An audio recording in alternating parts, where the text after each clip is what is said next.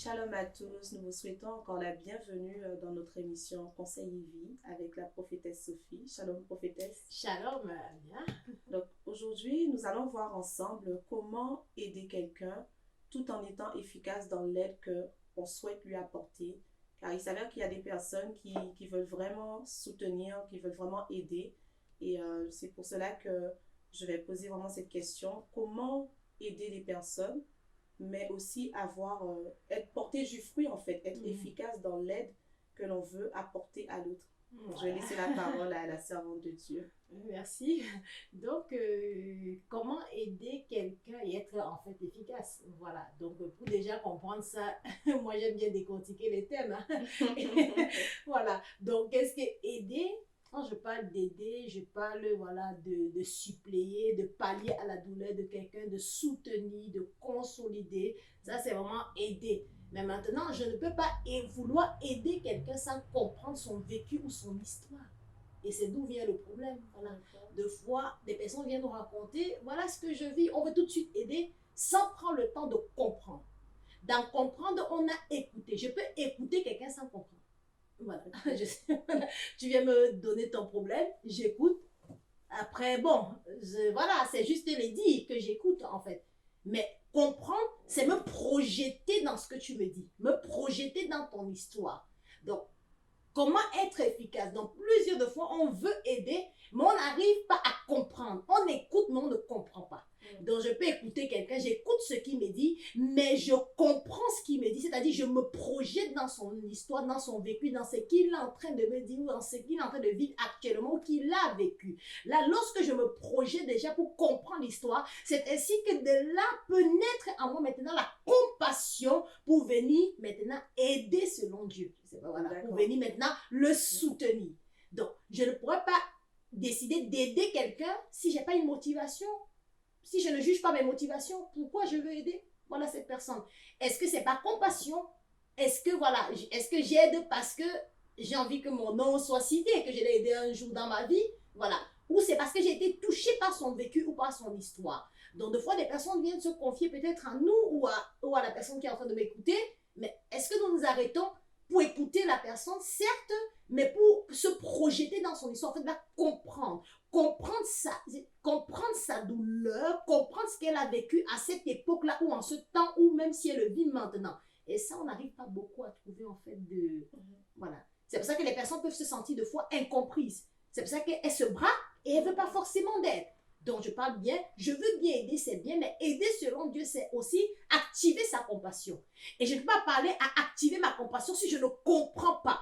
Je pense que lorsque le Seigneur guérissait les personnes, il comprenait ce qu'elles traversaient. Tant de fois, je veux bien directement aider quelqu'un, mais je n'arrive pas à comprendre. Je peux même, notamment, certaines personnes peuvent même juger. Voilà, pour dire, bon, elle aussi, elle peut pardonner, passer dessus. Non. Si quelqu'un a trahi, peut-être moi, si je suis déjà dans un palier de pardon ou n'importe qui me trahit, je pardonne facilement parce que Dieu m'a bâti. C'est pas forcément comme ça pour tout le monde. Donc, même si quelqu'un vient te dire un truc peut-être minime, ça allait peut-être être minime pour toi, mais pour elle, c'est un poids et une douleur. Donc, il faut savoir l'écouter, pas la juger, projeter dans son histoire, comprendre que non, en ce temps-là, peut-être elle n'avait pas des moyens, peut-être elle n'avait pas des personnes peut-être pour l'aider autour, et elle a tellement souffert, et quand on se projette dans l'histoire des personnes, les personnes sont à même de vouloir plus se relever, et pouvoir qu'on leur apporte en fait, et solliciter même notre aide. Mais lorsque on ne fait que écouter les gens, écouter, et puis deux fois peut-être le donner un verset biblique, va lire, hein, voilà, et puis on va prier pour toi, et puis la personne ne se sent pas comprise, parce que même les psychologues écoutent, hein. Voilà, tout le monde écoute, même ton camarade écoute, même ton enfant peut t'écouter. Mais celui qui comprend, c'est celui qui se projette. Et lorsque Dieu voit en quelqu'un, qu'on se projette dans l'histoire de quelqu'un, on comprend quand même. On comprend, parce qu'en se projetant dans l'histoire de quelqu'un, on peut comprendre sa douleur. On peut comprendre ce qu'il est en train de traverser. Donc, on ne lui donne pas forcément... Il y a des gens qu'il faut juste les écouter d'abord et les comprendre. Il ne faut pas donner d'abord la solution tout de suite. On les écoute, on les comprend. Un jour, deux jours, un temps, on les comprend. Voilà, on les comprend. Hein? Maintenant, on active maintenant, Dieu active notre compassion pour qu'on puisse maintenant sortir le plan d'aide, pour les aider ou suppléer à les douleurs, ou les fortifier, ou les relever. Voilà. Okay. Mais tout de suite, lorsque quelqu'un explique, mais tu dois faire comme ça, mais tu dois faire, mais peut-être c'est facile pour toi, mais pour elle c'est un parcours. Peut-être pour elle c'est quelque chose de, c'est une montagne. Peut-être voilà. Mais le fait de comprendre, dire à quelqu'un, je te comprends, je connais ta souffrance, je vous assure, ça apaise. Hein. Quand ton esprit, c'est- voilà, ça dispose la personne, même si la personne ne voulait pas sa sortie, ça Mhm. dispose un peu. Mais aujourd'hui, tellement le monde va vite on comprend plus personne, hein, on n'écoute plus. Voilà. Mhm. On est tellement égoïste qu'on marche, on comprend plus les gens, voilà, on comprend plus qui souffrent, pourquoi non. On doit comprendre. Voilà. Quelqu'un qui, même si ça l'aide minime, parce que des fois, c'est quand quelqu'un vient nous expliquer quelque chose que on sait que c'est banal, un peu, on dit, bon, ça lui fait mal, qu'est-ce qu'il peut lui faire? Non. Comprenons la douleur des personnes, voilà, avant de décider de les aider. Ne les écoutons pas, disons, on veut les aider, parce qu'il n'y aura pas de compassion. On va les aider par, je ne sais pas si c'est empathie, hein, voilà, je ne sais pas si, voilà. Et c'est quoi avant de revenir un peu sur ce qu'on disait, parce qu'il y a certaines choses qui m'ont interpellée aussi, donc j'ai des questions. Mais c'est quoi déjà la différence entre l'empathie et la compassion Voilà. dans ce cas-là, en fait? Voilà. Donc, d'autres personnes aident par empathie, hein, mais Dieu veut qu'on aide par compassion. La Bible déclare Jésus a eu compassion avant de guérir cette femme, alléluia, qui avait peut-être la peine de sang. D'autres, voilà, d'autres qui étaient lépreux. Donc, on parle bien de la compassion de Jésus qui pousse à l'action. Aujourd'hui, les gens veulent aider sans compassion et veulent aider avec de l'empathie. L'empathie, c'est quoi? L'empathie, c'est en fait se mettre à la place de l'autre sans porter son fardeau. Je ne sais pas si... Donc, je me mets juste à la place de l'autre. Mais après, il n'y a pas de solution. Je n'ai pas forcément le fardeau de l'aider, quoi. Je me mets juste à sa place. Je me positionne et dis, ah oui, bon, voilà, je peux un peu la plaindre un peu, ce qu'elle traverse. Mais je n'ai pas son fardeau dans mon cœur. Je n'ai pas envie de prier pour elle. Je n'ai pas envie, voilà, je peux comprendre. Ou bien c'est vite fait. Je n'ai pas vraiment ce fardeau, cet amour qui me dit, Seigneur, je veux vraiment qu'au-delà de ce qu'elle m'a dit, je veux vraiment que cette personne se relève. En fait, l'empathie ne va pas jusque-là. En fait, c'est ça. L'empathie, je me mets, je comprends. Je dis, oui, c'est vrai, ce que tu travailles, ça, c'est vraiment difficile. Bon, Dieu va faire. Hein, Dieu va faire. Il n'y a rien de concret. Il n'y a rien de concret, il y a rien. Ça se passe dans le cœur. Il n'y a rien de. Et on ne sait pas que c'est l'empathie, on croit que c'est la compassion, mais c'est l'empathie.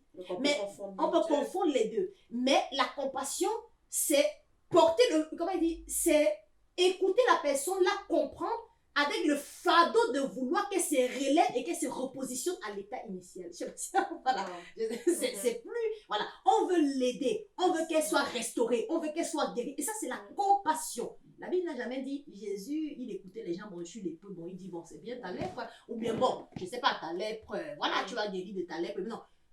La compassion a poussé le Seigneur à l'action et à relever, à purifier le lépreux. Est-ce qu'on... Voilà. La compassion va nous amener à relever les gens, en fait. Voilà. Et on ne peut pas aller dans la compassion si on n'a pas écouté, compris les personnes, les laisser le temps, même si on donne des processus d'aide, même s'ils ne veulent pas pour le moment, parce que la compassion va braver toutes les réticences même de l'autre. Quand j'ai la compassion, j'aime, il y a de l'amour dans mon cœur. Je veux que la personne s'en sorte. Même si je propose un plan de sortie, la personne n'a pas envie aujourd'hui, peut-être demain. Voilà. Donc je suis là, mon fardeau c'est qu'elle se relève, mon fardeau c'est qu'elle soit restaurée, mon fardeau. Et on a peu qui portent les fardeaux aujourd'hui. Hein. Je ne sais pas, le monde qu'on vit, hein. Tant que chacun est bien, on ne va pas forcément porter le fardeau des autres. Hein. Ouais. Et tout à l'heure aussi, tu as parlé de la notion, en fait, de la motivation plutôt.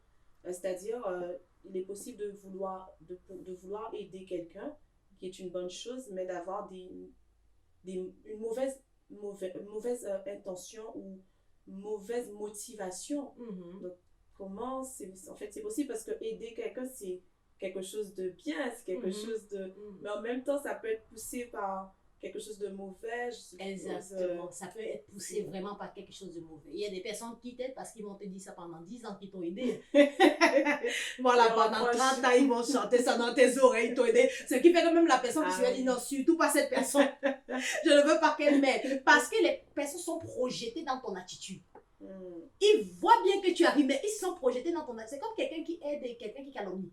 Ça veut dire, je te divulgue mon secret, je veux que tu m'aides bien, mais ce que je souffre là, tu vas dire à une autre personne. Pourtant, tu m'as aidé. Mais ça peut détruire et briser encore la personne. Je ne sais pas si... Voilà. C'est pour cela que les personnes qui vivent, elles sont aussi sages, hein, qui vivent ça, elles ne vont pas raconter leur histoire à tout le monde. C'est pour cela que si elles constatent une fragilité dans ton attitude ou dans ton comportement, parce qu'il y a des personnes qui aident par orgueil, voilà, qui aident parce que, voilà, on doit venir chez eux toujours demander de l'aide, c'est toujours eux, voilà. Après, pour que leur nom soit élevé, comme un culte de personnalité, hein, pour que leur nom soit honoré, élevé, c'est Dieu qui nous a donné la capacité d'aider. Même avoir la compassion et l'amour, c'est une capacité que Dieu donne. Pour pour aider. Ça n'est jamais par notre propre force. Donc, quand on le fait pour la gloire de Dieu, on le fait pour Dieu. Parce que même les mêmes personnes qu'on aide peuvent se retourner le visage contre nous. Donc, quand on le fait pour Dieu, en fait. C'est pour cela que les personnes peuvent être frustrées. Les gens qu'ils ont aidés dans le parcours ne les valorisent pas aujourd'hui ou bien ne reconnaissent pas ce qu'ils ont fait. Ça les blesse. Non, c'est que tu as fait pour toi. Avant d'aider, il faut voir sa motivation. Je le fais pour qui? Pour Dieu, par amour. Quand je le fais par amour, je ne rapporte pas. Quand je le fais par amour, je ne divulgue pas les secrets. Quand je fais par amour, je ne me vante pas d'avoir aidé les personnes. Ce qui fait que même celui qui s'ouvre lorsqu'il sait que tu as ces attitudes-là, non, il préfère rester dans son problème.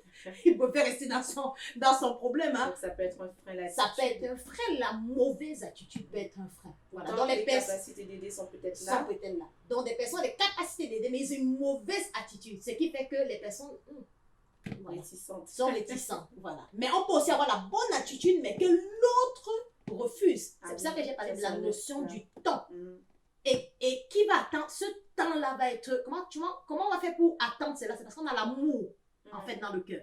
Donc, je peux proposer à une personne vient me donner son problème. Je comprends même son histoire, je fais tout ce processus-là, mais la personne quand même refuse d'être aidée. C'est le temps. Le prière, laisser le temps à la personne, peut-être plus tard. Quand ce fardeau-là va un peu dire, quand le Seigneur va prendre, puisqu'il dit, venez à moi ceux qui sont chargés et fatigués, au fur et à mesure que le Seigneur va prendre ce fardeau, peut-être la personne va maintenant écouter, en fait, pour pouvoir. Donc, il faut laisser aux gens aussi le temps, dans leur souffrance, peut-être bon. Et puis, se positionner dans le palier, peut-être de l'écoute, de la compréhension, juste là, peut-être pour une saison. Après, plus tard, on pourra maintenant avancer un tout petit peu pour les aider. Mais revoir nos motivations. Aider une personne efficacement pour Dieu, c'est le faire avec la compassion. C'est le faire avec l'amour. Parce que lorsqu'on a des mauvaises motivations, on se plaint. On a vu des personnes se plaindre. Voilà. On ne fait pas du bien. On n'aide pas quelqu'un parce qu'on a besoin qu'il soit reconnaissant. Sinon, on ne va jamais aider des personnes. Voilà. Et puis, on se plaint parce qu'on ne l'a pas fait avec amour. Dieu veut qu'on fasse avec amour. Et c'est sur ça que je vais d'abord stabiliser. Pour dire, aider quelqu'un efficacement, c'est d'abord en premier avoir l'amour, ma motivation. Pourquoi? Voilà. Au-delà de l'écoute, au-delà de la compréhension, au-delà de la projection dans son histoire, j'ai besoin, voilà, de manifester en fait mon amour, de comprendre cette personne, d'avoir le désir de l'aider, de porter son fardeau. La Bible nous déclare qu'on doit porter les fardeaux les uns les autres, mais la notion du fardeau aujourd'hui, c'est chacun qui porte peut-être son... Chacun pour soi. Voilà. Donc, ça peut cacher chez certaines personnes un peu, des personnes qui ont aussi des capacités d'aider, mais qui sont égoïstes, alors que Dieu leur a donné des capacités. Donc, peut te donner des capacités, mais dans l'égoïsme, tu refuses d'aider les personnes, en fait. Voilà. Donc, c'est un peu... D'accord. C'est un peu complexe pour aider quelqu'un, il faut vraiment la motivation, l'amour. La bonne motivation. Et un homme ne peut pas voir ça, c'est Dieu qui peut bien voir si on a vraiment de l'amour. Et des fois, notre amour peut être mis en épreuve en permettant que la personne qu'on a aidée se comporte deux fois mal. Et c'est où on va commencer à parler. Non, si tu l'as fait par amour, tu n'as plus besoin de parler. Vrai. Le rémunérateur, c'est Dieu. C'est lui qui te... Voilà, c'est lui qui... Si tu attends les éloges, tu prendras ton salaire sur terre. Les éloges, tu prendras. Mais si Dieu veut qu'on t'honore, béni soit le Seigneur. Cette femme m'a aidé dans mon parcours, je témoigne. Mais béni soit le Seigneur. Mais c'est pas une exigence. C'est pas, voilà. C'est pas quelque chose qu'on attend, voilà. Donc pour aider quelqu'un, oui, comprendre son histoire, mais le faire avec la compassion, c'est-à-dire avoir le souci que la personne se relève, qu'elle soit guérie, restaurée et qu'elle puisse avancer dans sa vie. Là, si on a un cœur comme ça, je pense que la rémunération de la terre ne sert à rien comparé à ce que Dieu peut nous donner. Et on a vu des personnes, voilà, on parle de ce sujet, qui ont aidé même efficacement des personnes, mais ont été détruites par le comportement que ces mêmes personnes ont affiché. Voilà. Et ont changé leur caractère. Ça veut dire, au départ, je suis quelqu'un d'ouvert, j'aide les personnes, mais j'ai tellement aidé les personnes qui m'ont fait du mal, en fait. Ce qui fait que je change maintenant ma manière d'être. Je ne peux plus aider, alors que Dieu m'a donné les capacités. Mais je pêche contre qui là? Je pêche contre Dieu. Je ne pêche pas contre ces personnes. Parce que si on veut faire du bien sur cette terre, avec tout ce qu'on vit là, on le fait pour Dieu. On ne va pas le faire pour un homme. L'homme est changeant. L'homme, tant qu'il a l'âme à l'intérieur de lui, j'aime bien appuyer sur l'âme, il est changeant. Parce que son âme peut voilà, oublier, parce que l'âme a la capacité d'oublier le bienfait et de rappeler que c'est qu'elle veut, quoi. Donc, à tout moment, il y a des gens qui oublient. La Bible parle que Joseph a fait du bien. Voilà, Joseph a fait du bien à cette chanson. Mais la Bible nous récite quoi? Les chansons, fait quoi? Oublia. Ben oui. Oublia. Oublia. Mais justement, par rapport à ça, j'aurais une question, hein, parce que est-ce que c'est aussi parfois Dieu peut permettre que les personnes ne manifestent pas une reconnaissance Dieu peut vis-à-vis de permettre. nous juste pour peut-être nous Pour juger, pour nous évaluer, pour voilà. Parce que pour je pense que juger. c'est Dieu qui a dû rappeler aussi à les chansons Oui. pourquoi il l'a pas fait plus tôt, pourquoi, ben, je Non, pense qu'il Dieu, y a deux peut-être fois, une voilà. explication. Dieu a une explication. On n'a jamais dit que Joseph a discuté avec les chansons. Pourquoi tu n'as pas dit ça plus tôt? Voilà. Donc, C'est deux vrai. fois, Dieu permet. Je dis, l'amour sera mis à l'épreuve. Mm. Même nos motivations seront mises à l'épreuve. Voilà. Et c'est mis à l'épreuve deux fois quand les autres ne nous rendent pas l'appareil. On ne fait pas pour que quelqu'un nous rende l'appareil. Sinon, on ne va jamais aider quelqu'un. On ne peut pas faire confiance à l'homme. C'est ça. L'homme, aujourd'hui, il pleure, je comprends ton histoire, je me projette dans ton histoire de vie, je te comprends, je t'aide dans une période de ta vie. Après, demain, c'est toi qui me critique, c'est toi qui me rejette, c'est toi qui... Voilà, ça fait mal, Dieu comprend. Voilà, mais ça ne nous donne pas le droit de changer ce qu'on est, de changer nos valeurs, de changer notre amour, de décider maintenant qu'on soit méchant. Il y a des gens qui sont passés même dans la méchanceté à cause de ça et croient que c'est une protection pour eux, c'est non. C'est pas comme cela que Dieu les a fait. Voilà, c'est pas comme ça. Si Dieu t'a donné un bon cœur d'aider, quelles que soient les personnes qui ne sont pas reconnaissantes, continue à aider, continue. Ça ne tombe même pas sur toi, ça peut tomber sur ta génération, la bénédiction de l'Éternel. Voilà, voilà, c'est tellement important. Et comment aussi se fait-il qu'il y ait des personnes qui sont en train de passer par une souffrance et qui ont besoin d'aide, mais qui peuvent aussi tout de même refuser aussi d'aider les autres. C'est-à-dire, je souffre, mais je ne suis pas forcément... je ne sais pas si c'est le mot toucher, c'est le mot exact, mais je ne vais pas aider mon prochain à sortir de son problème parce que je suis en train de traverser un problème. D'où ça peut... Comment ça peut créer en fait en nous ce genre de sentiments. Il y a des personnes qui, je ne sais pas si je reprends la question, donc il y a des personnes qui traversent des situations difficiles déjà elles-mêmes et ne veulent pas aider peut-être les autres qui traversent aussi d'autres situations. Pas forcément les mêmes Pas forcément les mêmes situations, mais d'autres, parce qu'elles travaillent, disent, bon, je traverse déjà mes problèmes, hein, je ne veux pas aller chercher à aider les gens. Bon, c'est si qu'on en trouve, je ne vais pas dire donc. Voilà. Comment ça s'explique. Voilà. Il y a d'autres que c'est une fuite ou d'autres c'est de l'égoïsme. On a deux cas. D'accord. Il y a d'autres, c'est une fuite. Parce qu'en confrontant le problème de l'autre, je vais me souvenir de mon problème. Okay. Il y en a que c'est une fuite, même inconsciente. Elle ne fait pas par méchanceté. Mais le fait de voir, elle souffre déjà. Le fait, elle n'arrive pas à gérer, mais le fait de voir une personne qui passe soit par la même situation ou par d'autres situations, elle arrivera pas. C'est trop fort pour elle, en fait. Peut-être qu'elle n'est pas encore préparée. Voilà. Elle n'est pas encore préparée pour cela. Elle a besoin de se construire d'abord avec Dieu. Avant, c'est elle qui dit, avant de pouvoir aider l'autre. Ça peut être une forme de fuite, voilà. Mais pas forcément que Dieu comprend, mais ça peut être une forme de fuite, mais pas une méchanceté. Mais il y a d'autres que c'est de l'égoïsme, quoi. Et c'est de la méchanceté. Voilà, donc, voilà, ils ne veulent pas aider. Voilà, il y a deux cas, voilà, ils ne veulent pas aider parce qu'ils n'ont pas envie. C'est pas, voilà, ils n'ont pas envie, je souffre, elle souffre, et qui même à être content que les autres passent la même situation qu'eux. Il y en a qui sont contents. Comme ça, ils ne sont pas seuls. Malgré dans leur Même malgré dans leur souffrance, il y en a qui sont contents que d'autres, même inconsciemment, ils ne vont pas te dire. Mais tu passes soit la même souffrance, soit d'autres. Voilà. Donc, on peut prendre aussi l'exemple de quelqu'un qui souffre et qui a un enfant. Dieu bénit les enfants partout. Dans l'église, que ce soit dans la communauté, que ce soit dans la société. Et elle reste. Et puis, dans cette société, il y a d'autres personnes qui ont aussi un mal d'avoir des enfants. Elle peut pas aller se projeter, peut-être parce qu'elle fuit. Elle a pas envie de confronter cette souffrance. Elle préfère rester et trouver sa solution, quoi. C'est comme une protection pour elle. Donc, c'est ce qu'on appelle la fuite. Mais d'autres, elles sont contentes que Dieu, malgré qu'il bénit, mais que Dieu, quand même, il y a quand même certaines personnes qui sont comme elle. Ah, ben, il y en a qui sont contentes. Et si ça peut durer très longtemps pour qu'elles s'en sortent rapidement avant, ça sera le petit bonus qu'elle peut donner, qu'elle peut mettre dessus. Vous savez, mon homme, j'envoie beaucoup de choses, c'est pour cela. Ça, c'est peut-être dans le cas de l'enfant, ça peut être dans le cas de beaucoup, que ce soit du célibat. Les gens qui sont contents qu'ils soient célibataires, que les autres soient célibataires. Au moins, ça les déstabilise pas sa sécurité. On est ensemble dans notre célibat. Au moins, il n'y a pas que toutes les femmes mariées devant moi. Non, je dois me réjouir que l'autre se marie. Est-ce que c'est de la méchanceté ou bien c'est l'âme qui est en train de toujours... Mais c'est quand même un vol de méchanceté. On ne va pas dire que c'est pas... Voilà. Mais ça ne se voit pas. Oui, ça se voit. Caché. Il y en a qui sont bien cachés. Voilà. Au moins, elle n'est pas seule. Voilà. Et quand l'autre se marie, ça la déstabilise. Elle dit, je suis seule dans mon affaire. Non, voilà, on ne peut pas sois célibataire, que j'ai pas d'enfant, que voilà, je dois, et c'est en allant, comme je dis, aider les personnes, porter le dessus, se réjouir avec le bonheur que Dieu va voir. Et Dieu va nous exaucer. Voilà. Donc, c'est pas parce que je traverse une situation difficile que je dois vouloir que tout le monde soit dans la même situation. C'est un peu ça. Donc, c'est quand même, voilà. Ça cache un petit voile de méchanceté au fond, hein, même si, et des fois, ça peut être inconscient, comme conscient, des personnes qui n'arrivent pas à gérer ça.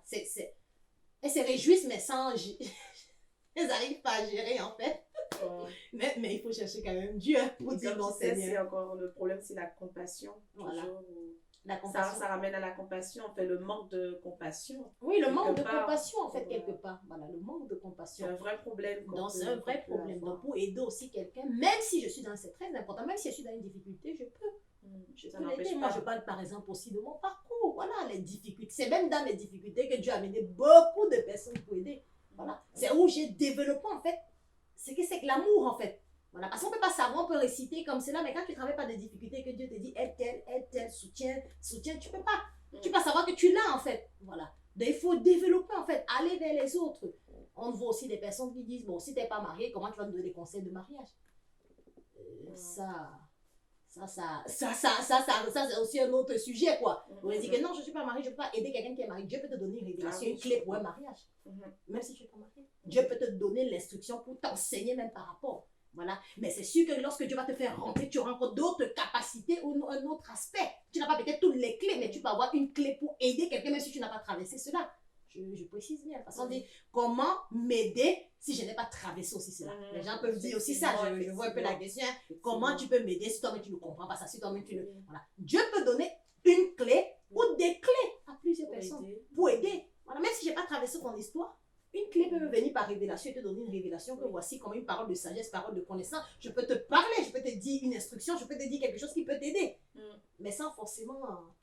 traverser cela, c'est que vraiment on a beaucoup de choses qu'on doit traverser pour aider les gens. Il y a peut-être des expériences aussi dans le passé qui permettent... Et maintenant, les expériences, Dieu peut permettre aussi d'autres expériences que certains ont vécues pour pouvoir aussi aider. On ne dit pas non, c'est ça que je veux dire. Mais Dieu peut aussi utiliser des personnes qui n'ont pas eu l'expérience. Voilà, je prends par exemple toujours le cas de Maria parce que ça nous parle bien, parce qu'on entend souvent ça, des gens qui donnent les conseils de Maria, eux-mêmes ils ne sont pas passés. Ils n'ont pas peut-être toutes les clés, mais ils en ont quand même.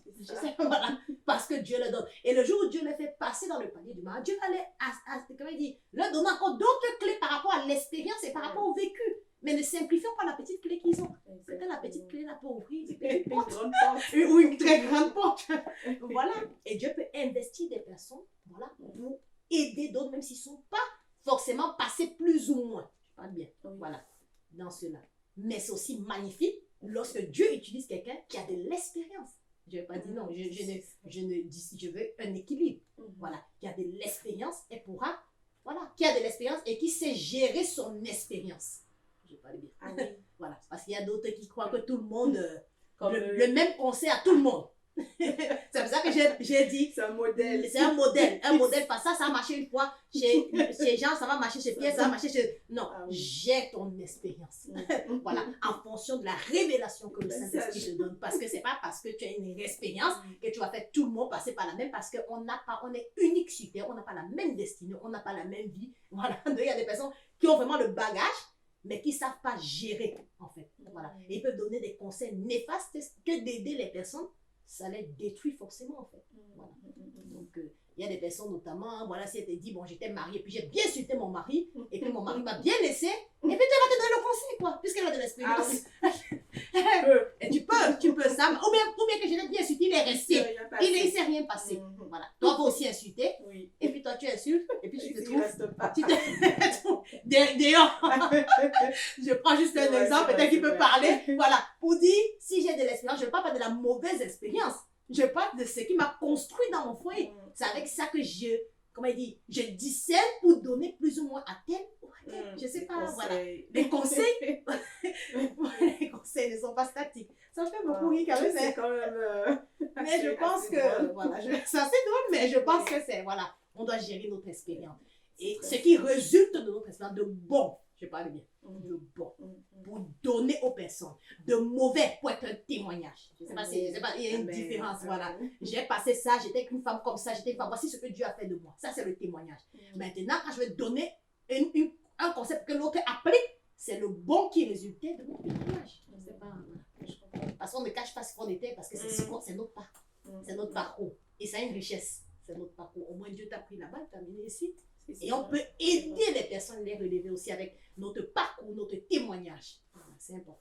Amen. En tout cas, donc, merci vraiment pour ces réponses. Je trouve que c'est très profond, plein de sagesse, vraiment. Que Dieu soit glorifié pour cela. Et si tu as quelque chose d'autre à rajouter sur le sujet, sinon on va laisser place à la prière et finir le thème, clôturer cette émission. Je prie dans le nom de Jésus afin que Dieu active la compassion de plusieurs, afin que nous puissions nous porter des fardeaux les uns les autres. La vie, on marche dans la vie, deux fois il y a des tempêtes, il y a des montagnes qui s'élèvent, on marche deux fois sur des choses instables et on a toujours besoin de l'autre. Alors je prie que chacun de nous active sa compassion, que ce soit entre frères, que ce soit entre collègues. On n'a pas besoin d'être chrétien pour activer. Je parle bien d'avoir en face de nous un chrétien pour compatir. Non, Dieu nous appelle à compatir avec tout le monde, quelle que soit sa confession. Donc je prie afin que quelqu'un active sa compassion, afin que Dieu ouvre ses yeux pour lui montrer les capacités qu'elle a, que cette personne a pour aider l'autre, et qu'on se lève pour aider les personnes. Des fois, des personnes traversent des situations difficiles, mais tu as la grâce, tu as le potentiel. Je prie afin que ton témoignage ne détruise pas les gens, mais que ton témoignage puisse construire, que le bon qui est sorti de ton témoignage puisse construire les personnes. Mais si tu ne proclames pas ton témoignage, qui va le savoir? Si tu ne proclames pas ton témoignage, qui va être guéri? Je prie dans le nom puissant de Jésus afin que Dieu touche plusieurs et que nous puissions aider les personnes efficacement, non pour se poser dans un culte de personnalité ou dans un palier d'égoïsme, Seigneur, ou de méchanceté, mais que nous puissions aider les personnes en ayant, Seigneur, un seul objectif, la compassion dans nos cœurs pour que ces personnes se relèvent et puissent te servir. Alléluia. Amen, amen, amen. Amen. Père, je prie pour celui qui n'a pas encore donné sa vie à Jésus. J'ai entendu ce message. Je ne sais pas ton histoire, je ne sais pas ton parcours, mais je veux te dire la solution, c'est Jésus. Et si tu veux le recevoir dans ton cœur, tu peux dire après moi cette prière. Seigneur Jésus, je te demande pardon de mes péchés volontaires et involontaires. En ce jour de grâce, je te reçois dans mon cœur comme mon Seigneur et mon Sauveur.